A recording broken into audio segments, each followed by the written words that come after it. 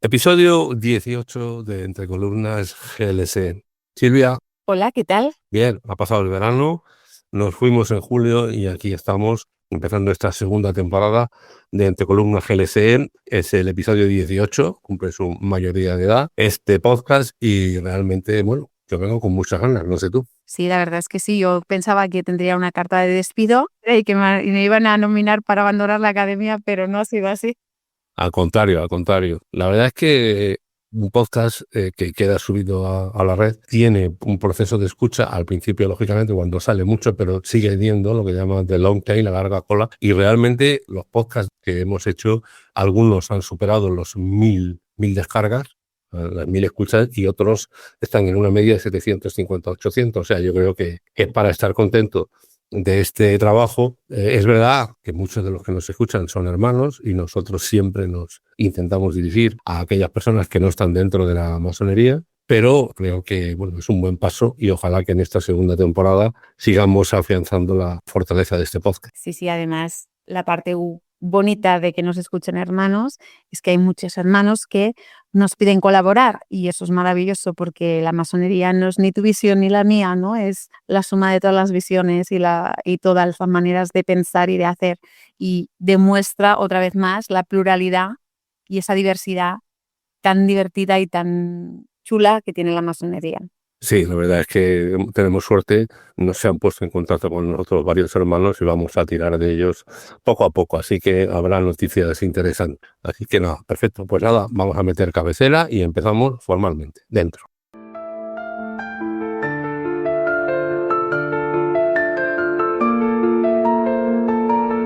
Entre Columnas, Masonería para no iniciados, un podcast auspiciado por la Gran Logia Simbólica Española. Masonería mixta, liberal y adogmática. Hola, os damos la bienvenida al podcast donde la masonería deja de ser secreta y donde hablaremos de qué es y qué no es masonería, de valores, filosofía, mitos, historias reales y sobre todo de humanidad.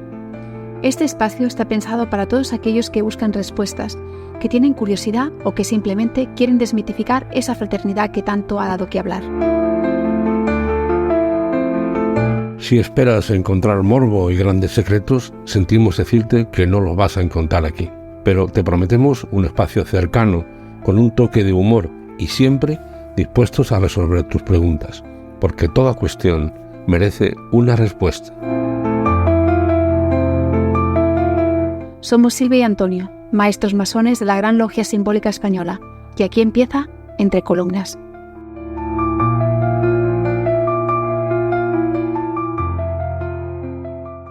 Muy bien, Silvia, si te parece, teníamos pendiente una pregunta de un caballero de nombre Óscar. Hace varias preguntas sobre la masonería. Yo creo que vamos a dejar a alguno de nuestros hermanos que la responda, es decir, que asuma ese tema. Así que, ¿qué te parece si le decimos a Mariano que responda a este usuario?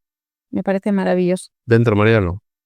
Dando respuesta a tu pregunta acerca de si lo que diferencia la obediencia son los ritos, la respuesta más breve y más corta y más concisa sería no. ¿Pero por qué, no? Porque una gran logia sería algo así como una federación de logias que están bajo la jurisdicción de un país o de una región, y los ritos, digamos que son la forma o el proceder de cómo trabaja cada logia. En general, cada gran logia tiene un rito mayoritario, ¿no? Pero bajo cada gran logia pueden trabajar diferentes ritos, si tienen las cartas patentes para esos ritos. Por ejemplo, en la Gran Logia Simbólica Española el rito mayoritario es el escocés antiguo y acertado, pero también trabajamos el rito francés, el rito de Memphis Misraim, emulación, ¿no? Hay diferentes ritos, aunque la mayoría en la GLS es el rito escocés antiguo y aceptable. Respecto a tu pregunta de masonería azul y Rosacruz y etcétera, digamos que masonería azul son los 3 grados primeros de la francmasonería, es decir, aprendiz, compañero y maestro, ¿no? Lo que también se llaman logias simbólicas. Eso es lo que se llamaría masonería azul, que digamos que es donde reside el trabajo francmasónico de las logias, ¿no? En una masonería azul que comprende del grado 1 al grado 3. Pues en función de cada rito hay grados filosóficos después del grado de maestro que son para profundizar en diferentes aspectos del propio rito, ¿no? En el caso del REA, del rito escocés antiguo y aceptados, hay 33 grados respecto a masonería regular o aquella que no lo es, ¿no? Históricamente o de manera tradicional, digamos, se autodenomina masonería regular aquella que procede de la UGL, de la Gran Logia Unida de Inglaterra, que en general es una masonería solo masculina, que exige la creencia en un Dios revelado, la inmortalidad del alma, ¿no? Y que no acepta a las mujeres en su orden. Y la denominada masonería irregular o adogmática es aquella masonería que inicialmente no exigía la creencia en un ser superior, en un ser supremo, y después, digamos que asimiló la cuestión de la misticidad en la francmasonería. Pero es una distinción que yo personalmente no comparto, ¿no? Las grandes logias son soberanas para autodenominarse como potencia masónica soberana siempre que sea bajo un clima de reconocimiento mutuo, ¿no? Los francmasones y las francmasonas, digamos que nos reconocemos como tal y la obediencia también. Entonces, digamos que la regularidad o irregularidad se incardinaría más dentro del grado de reconocimiento que tiene entre sí las obediencias, ¿no? Masonería regular es solo aquella que es o que procede de la UGLE, de la Gran Logia Unidad de Inglaterra. No, digamos que para mí la regularidad tiene más que ver o cuenta más con cómo se tejen los reconocimientos entre las grandes logias. Silvia, ¿qué te ha tocado hacer este año? Eras la venerable maestra, recordemos de tu logia el año pasado. ¿Cuál es tu responsabilidad este año? Mi responsabilidad tendría que ser de guardatemplo, como alguna vez ya lo hemos explicado, ¿no? Que se coloca en el sitio opuesto del venerable, por lo tanto es como que vuelve a empezar la rueda de los oficios de alguna manera, ¿no? Y ve el templo desde otro punto de vista, pero por necesidades del taller y por decisión del taller, porque esto siempre se hace por democracia, ni ha tocado ser segundo vigilante. No me digas, segundo vigilante. Yo también soy el segundo vigilante elegido por mis hermanos de mi logia, de Ariadna, en Sevilla, así que nos toca a los dos la misma responsabilidad y me parece que podíamos tratar este tema, ¿no? Porque creo que una figura, todas son fundamentales, pero una figura muy fundamental dentro de los oficiales de la logia es precisamente el segundo vigilante, porque es quien recibe a los recién llegados, a los recién iniciados, el que debe ocuparse de su formación. Y eso es una responsabilidad enorme. Totalmente de acuerdo. De hecho, tú igual que yo, supongo que has sufrido las necesidades que tiene mucha gente de llegar a ser venerable, ¿no? Es como, yo quiero ser venerable, o ves las ganas y los intereses personales de autoafirmación o auto algo para llegar a ser venerable, entendiendo que el venerable, bueno, no sé tú, pero para mí el venerable es lo que hemos dicho siempre, está al servicio del taller, es el que más pringa de todos. A veces nos olvidamos de los oficios más maravillosos, que de hecho todos son maravillosos, porque desde el hospitalario hasta el experto, hasta el maestro de ceremonias, a todos estos son maravillosos, pero la importancia del segundo vigilante muchas veces queda como rezagada, y para mí para mí es la base de la continuidad del taller. Imagínate.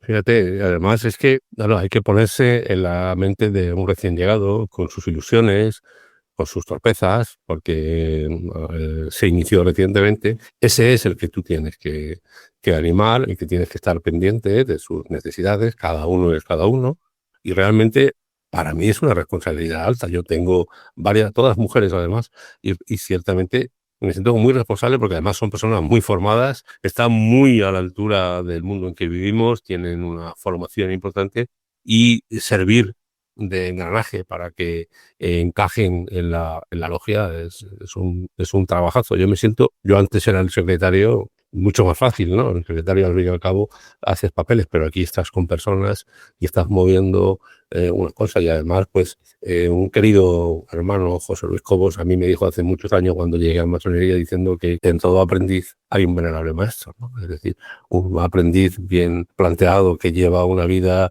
masónica normal acaba siendo, pues, como es lógico, venerable maestro, ¿no? Totalmente. Al final es lo que tenemos que entender todos, ¿no? Es cuando un profano, yo como profano, llego a llamar a la puerta, ¿no? Y bueno, pues me aceptan y demás, pues eso, tengo mis expectativas y espero algo. ¿Qué es lo que espero? Pues ahí es donde te encuentras al segundo vigilante, que es la persona que te va a acompañar, que de hecho su responsabilidad es tan grande que puede hacer que una persona que ha entrado con muchas ilusiones se acabe yendo. Y yo esto lo he visto. He visto a aprendices irse porque no habían encajado con el segundo vigilante o porque la masonería no respondía a sus intereses o porque el segundo vigilante era muy exigente o no les hacía caso, o al final es que decíamos, es un mentor, es la persona que les va a acompañar, es la persona que les tiene que enseñar cómo trabajar en masonería, porque no nos engañemos, un segundo vigilante no es un profesor. No vas a clase, no llegas cuando decíamos vamos a las formaciones, ¿no? Te van a dar formación o te van a dar instrucción, no está un señor ahí con una pizarra y van a empezar a explicarte, ¿no? Cada persona tiene su estilo, no hay unas directrices, cada uno tiene su manera de transmitir el conocimiento y además tienes que entender que cada aprendiz tiene sus necesidades y son totalmente diferentes. Hay personas que leen un montón y están súper formadas en conocimiento de simbología y demás, y se han leído los libros del aprendiz y demás, y hay personas que tienen otra manera y que buscan algo más interno, ¿no? Es entender más y buscar más dentro de ellos. Y todo está bien, porque es lo que tiene la masonería. Todo está bien. Y tú como segundo vigilante tienes que saber qué necesita cada uno y cuándo dárselo sin ser intrusivo, sin agobiar demasiado, soltando cuando tienes que soltar, empujando. Entiende empujar, empujando cuando tienes que empujar, sosteniendo cuando tienes que sostener, ¿no? Ya me he cansado solo de hablarlo, imagínate. Sí, la diversidad, estoy de acuerdo contigo. Además, yo tengo aprendices que alguna es profundamente estudiosa, conoce todas las normas de la carrera, porque tiene una formación a partir del derecho, y otra, sin embargo, otra hermana viene del mundo musical, etcétera, trabaja en una orquesta y tiene otra visión completamente distinta. Pero a mí me encanta que sean las dos, y que las dos interactúen, y que las dos pregunten, y que las dos estén, y tú estás ahí detrás procurando que intervengan, que se sientan acompañadas, no caer en errores, ¿no? Que a veces caemos, ¿no? De dar por sentadas demasiadas cosas, sino que hay que estar siempre alimentando, siempre refrescando conocimientos que tenemos. Yo estoy muy contento, ¿eh? O sea, yo agradezco el haber asumido esta responsabilidad de este segundo vigilante. Teóricamente somos la columna de la belleza, ¿no? Como simbólicamente se dice, y es verdad, ¿no? Me produce una satisfacción enorme y, bueno, creo que ahora vendrá pronto otro aprendiz, así que otra vez un poco a mentalizarse, etcétera. Que sepa la persona que tenga previsto, coincido totalmente contigo, que tenga previsto llamar a la puerta de una logia, en la que sea, que el segundo vigilante es fundamental para entender todo lo que está pasando. Yo comprendo, y a mí me pasó, no sé si te pasó a ti, ¿no? Yo durante las primeras tenidas te preguntaba qué hago yo aquí con un mandil puesto, levantándome, cerrando, siéntate, di tal cual. O sea, dice, porque es todo un docudrama que tienes que acabar entendiendo poco a poco y solo el tiempo lo hace. Por eso la masonería ha de ser también presencial y me resultó muy, muy importante la ayuda de mi segundo vigilante, que fue quien, como tú dices, empujar cuando hay que empujar, parar cuando hay que parar y plantear las cosas. Un tema importante, el aprendiz no puede tomar la palabra en tenida. Y cuando un aprendiz no puede tomar la palabra es porque cultiva el silencio, que es la primera de las virtudes que tenemos que entender. A mí me parece fundamental. Sí, de hecho, ya lo he comentado creo en algún podcast, que yo por motivos profesionales y personales es una persona que tengo que hablar mucho. De hecho, cuando doy clase en la universidad, pues tengo clases de 4 horas. Imagínate lo que puedo llegar a enrollarme. O sea, yo llego a un punto que ya me enrollo sobre mí misma. Y de golpe y porrazo, ¿no? Que entres en un sitio donde te digan, no, es que no puedes hablar, porque no puedes hablar. Y yo no entendía, ¿y por qué no puedo hablar? ¿Por qué no puedo opinar? Es la función del segundo vigilante, explicarte el por qué, porque no deja de ser un símbolo más. Es una de las metodologías, lo agradezco mucho. De hecho, gracias a esto he aprendido a disfrutar del silencio externo y también interno. Y a mí el silencio es una de las cosas más maravillosas que me ha traído la masonería, porque aprendes a que solo tienes que hablar cuando tienes algo que decir, ¿no? Y que hay una frase que dice, tienes 2 orejas y una boca, ¿no? Para escuchar el doble de lo que hablas, pues es muy interesante. Y otra cosa que quería hablar y comentar es que al final, tú siempre, no sé si te pasa, pero yo creo que tú siempre te acuerdas de la primera persona que fue tu segundo vigilante. Y he pasado el primer vigilante porque he juntado primera persona con vigilante. Pero tu segundo vigilante te vas a acordar toda la vida. Al final, yo me acuerdo, y de hecho aún tengo relación con esta persona. Es alguien que quiero infinito porque me enseñó muchísimo desde la humildad, me dijo una frase que yo creo que voy a utilizar el resto de mi vida.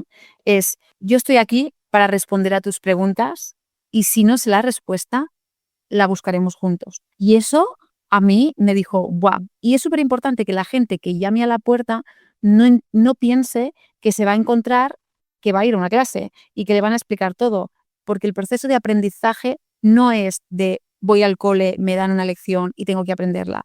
Es un proceso de interiorización y de aprendizaje desde la experiencia. Sí, cada uno necesita su tiempo.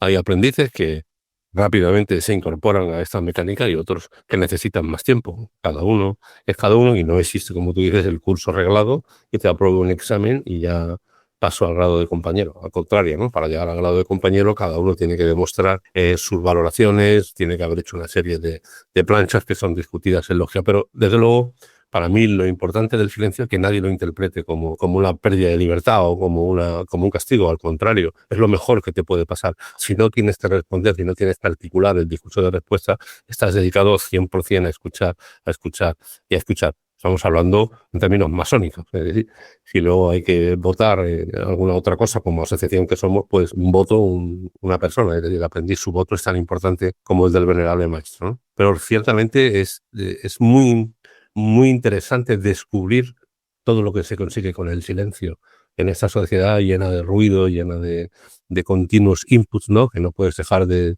tener a 30 centímetros el móvil por si acaso te llega algo, de repente estás en silencio y lo mantienes. Pues a mí me parece muy revolucionario, como algunas otras cosas que tiene para mí la masonería, ¿no? El pensamiento crítico, etcétera, es algo que realmente enriquece y es totalmente actual. Así que animo a quienes estén pensando en pedir la entrada, que quieran profundizar en esto, a que sepan que lo primero que le pediremos es silencio para que se mire a sí mismo, la introspección le cultive, ¿no? Al final, si lo pasas a pensar, el silencio es necesario para poder tener pensamiento crítico, porque en el proceso de silencio tú escuchas y cuando escuchas tienes que tener un pequeño espacio para poder pensar si eso que está diciendo alguien te resuena, no te resuena, estás de acuerdo, no estás de acuerdo, pero ¿por qué estás de acuerdo y por qué no estás de acuerdo? ¿No? Es un por qué no, porque yo siempre he pensado que no y ahora no me parece bien. O es un, ostras, no lo comparto, pero entiendo a esta persona, puedo entender su manera de pensar o puedo respetarlo. No necesitas ni entenderlo, simplemente respetarlo y es otra opinión. Al final el mundo está lleno de personas diferentes y por eso es maravilloso, porque si no sería muy aburrido que todo el mundo fuese igual, ¿no? Y al final también, ¿no? Y en estos momentos tan convulsos en la sociedad, con todo lo que está pasando, con personas que por el hecho de que piensen diferente, pues acaban asesinando a alguien o acaban generando violencia, no es cuidado, porque al final, si todo el mundo usara el silencio para hacer esa reflexión de, bueno, ¿por qué estoy de acuerdo? No estoy de acuerdo, y al final te da espacio para el respeto, yo creo que iríamos todo mucho mejor. Pero es que luego me enrollo y luego empezamos a hablar de una cosa que no estábamos hablando. Me parece muy bien, creo que está muy claro, y que se agradece. Y si, insisto, alguien está pensando en llamar a la puerta de una logia, que sepa lo que le espera, ¿no? Sí, y sobre todo que otra cosa que es muy importante, creo que nadie tiene que esperar que voy a entrar, voy a hacer 3 planchas y ya estoy preparada. Es como el examen, ¿no? Voy a hacer un examen de conducir, me apunto a sacar mi carnet de conducir, es cuestión de tiempo, ¿no? Los americanos dicen que tienen una filosofía que todo es cuestión de tiempo, tú te apuntas a algo y por infusión tienes que aprender de cero. En ese sentido, la mayoría tienen, o muchos, tienen poca convicción de que es cuestión de esfuerzo, es cuestión de tiempo, y no es porque te apuntes a masonería, ¿no? Me apunto a masonería y por cuestión de tiempo seré maestro, no, ni tampoco porque hayas hecho X planchas, es que es un proceso totalmente diferente, es un tema de maduración, es un tema de cuánto has evolucionado tú personalmente, ¿no? Y cómo has evolucionado para saber que estás preparado para el siguiente paso. Porque si no, es muy difícil que puedas disfrutar del grado de compañero sin tener una base importante de aprender. Y al final no olvidemos que todos somos auténticos aprendices. Y al final, a veces, en algunos talleres pasa que tienes que subir a alguien, ¿no? Tienes que aumentar un salario o tienes que porque es necesidad del taller, y al final esto yo creo que es una pena porque tú te pierdes como taller disfrutar del proceso de esta persona y esta persona se pierde parte del proceso. Evidentemente llegará, pero llegará de otra manera y llegará con menos serenidad. Yo fui muy feliz en la etapa de aprendiz. Silencio, teníamos nuestras formaciones, madrugábamos más que los maestros y que los compañeros para tener la formación y he estado muy bien. Hice grandes hermanos que hoy siguen siendo amigos míos y fíjate que estaba tan tranquilo, que el día que me pusieron entre columnas para decir que subía de salario no lo entendía. Pero ya, o sea, no sé cuánto llevaba, como más de un año, pero no se me había ocurrido esta evolución, ¿no? Hasta que me explicaron, bueno, porque ya había cumplido los procesos y que iba a convertirme en compañero, ¿no? Que fue en el año 2010. Entonces, ciertamente, pero yo estaba tan tranquilo y tan bien y disfrutando de lo que otros hablaban, decían, y que eso es lo importante, sentirse querido y sobre todo por la presencia del segundo vigilante, que era el motivo de todo esto. En fin, te llevamos ya. ¿Te enfadaste con quién?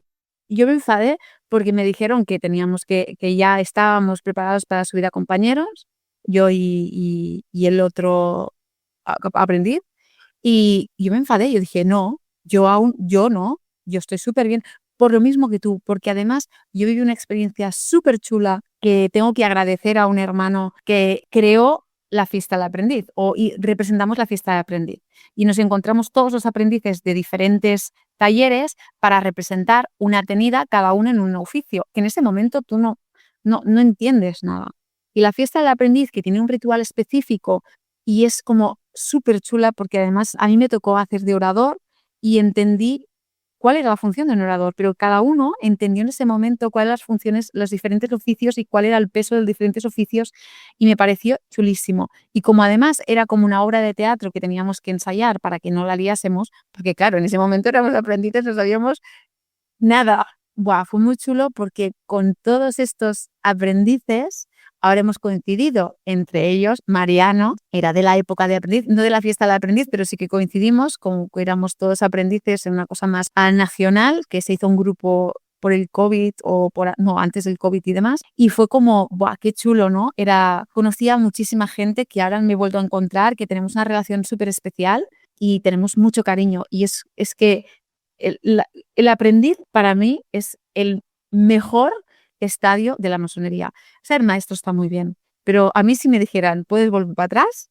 Yo vuelvo para atrás, ¿eh? Bien, sí, está muy bien, está muy tranquilo, fuera de responsabilidad. Muy bien, pues ya llevamos más de media hora hablando con Silvia, así que yo creo que podemos ir terminando este episodio 18 de Entre Columnas GLSE. Creo que vamos a poder ofrecer interesantes entrevistas, momentos. Hemos tenido ya contactos con hermanos y con hermanas que nos han ofrecido mucha colaboración. Así que atentos, ¿no? Atentos al podcast, porque yo creo que va a seguir evolucionando. Y cualquier persona profana, y te voy a decir no profana, que sea hermano, pero profanos sobre todo, que les interese algo, que tengan preguntas, pero ya no preguntas, porque al final son preguntas ya no porque quieran llamar a la puerta, simplemente porque igual tienen algún familiar, un hijo, un hermano, un marido, un amigo que les interese la masonería.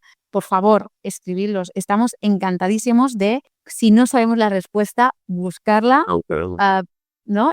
Y al final es también, pues este podcast tiene que estar vivo, ¿no? No somos Antonio y Silvia, que nos lo pasamos muy bien hablando, pero podemos hablar horas, sino que es para todas aquellas personas que nos están escuchando.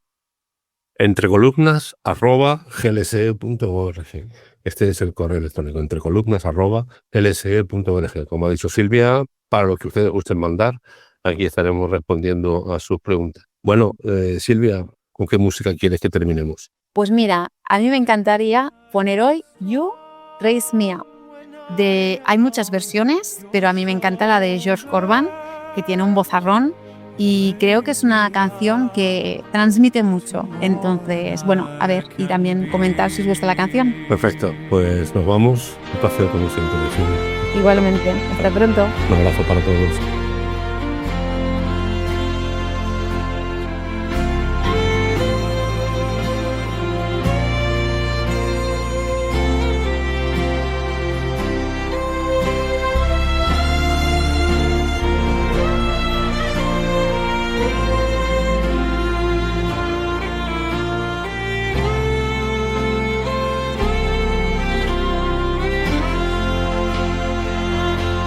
You raise me up so I can stand on mountains. You raise me up to walk on stormy seas. I am strong when I am on your shoulders. You raise me up to more than I can be.